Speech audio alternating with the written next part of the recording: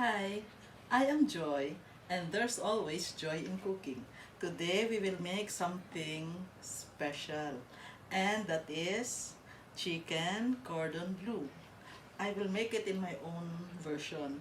No, basi sala man isa sa inyo, but I do not know. No, sige lang. I'm just sharing with you my own recipe. Okay, so I have here two chicken breasts, no, that I have filleted. And then I divide it into two. So I have four pieces.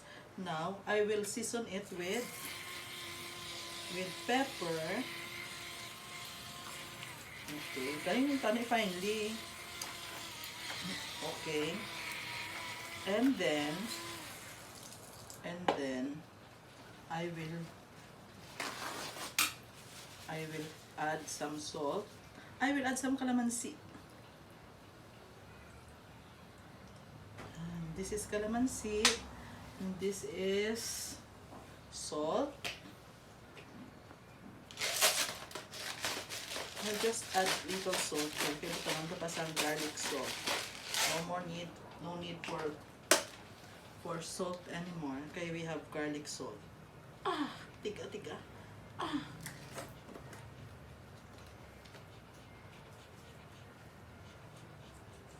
Just have a pinch of garlic salt, pero later lang i-adjust na lang yung yakwan when we pound it.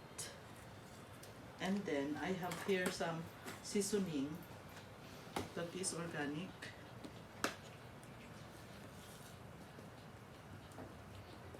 One side lang. So I will repeat everything, and then let this stay for about 30 minutes to 1 hour, and then I will still have to season the other side, and then I will show you how it is done. 30 minutes has passed. Now we will we will pound this, no? And I am using our old-fashioned, you were not born yet when this was when we had this, no? Old-fashioned rolling pin. Okay, pero I will need a lapad-lapad na plastic wrap.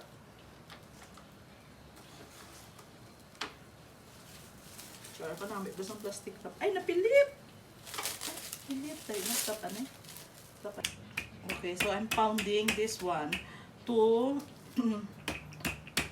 to flatten it, and it should be wide enough to accommodate the filling. The filling, I have some mozzarella cheese. Thank you, Rose. I have ham, no, the ham. I have bacon, and then I have spam. Naman na siya isulod natin sa aton.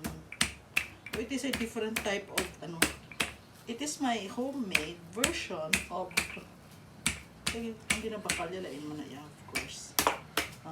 So I will still have to flatten 3 or 4 of this. So I will come back to you. So we have flattened our seasoned chicken breast, and then we will add some bacon. Una ko na itong butang bacon parang okay. Ay. I'll put some bacon. Okay. We'll slice it. Buwan ng ulo ka bacon Okay. Next, itong untang it in the center. And then we put some ham. We put some spam. And we put some cheese. Okay. Yay! And then this is what I will do. I will wrap and wrap and wrap, just like the way you wrap lumpia.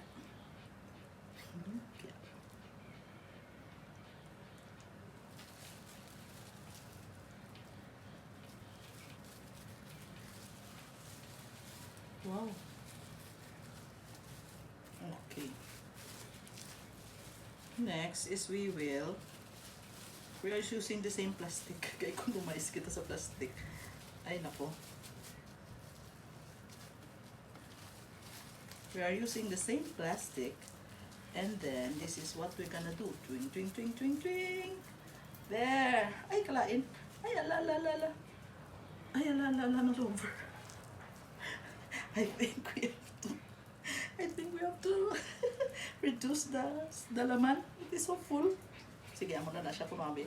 And then, we have to set this overnight. Buwas prato ni makaon. No, so, this is it. No, so I still have to work the 3 others. Okay, here are my rolled chicken cordon bleu. I'm not supposed to show this to you, but they are as stout as I am. Look, there are 4. Now, 1 for you, 1 for you, 1 for you, and 1 for me, and another for me.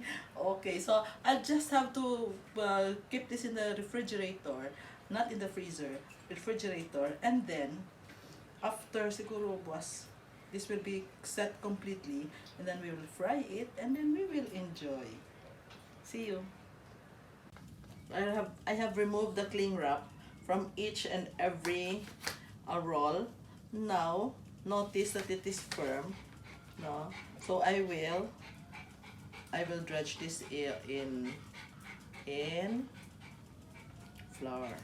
The flour I have here, I put some salt and ground pepper. So we remove some excess, and then we drop it here. Okay. No, pero I will again dredge it in flour kasi I am afraid that the cheese would come out. No? So I'm afraid that the cheese would come out. So in order for the cheese to stay in place, we have to double the coating. Then,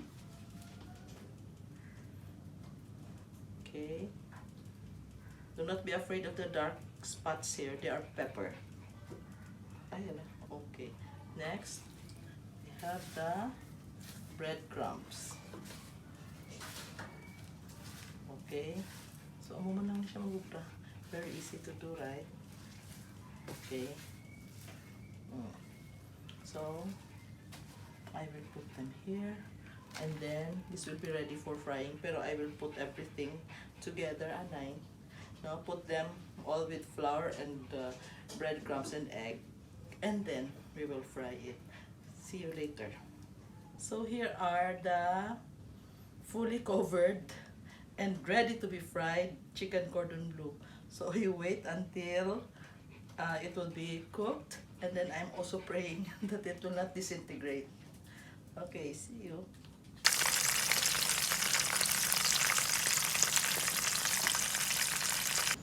So I have here only 2 of the cordon bleu because the other 2 is being cooked. Pero I want to show you that indeed the cheese is really melting. Okay, wait lang ha.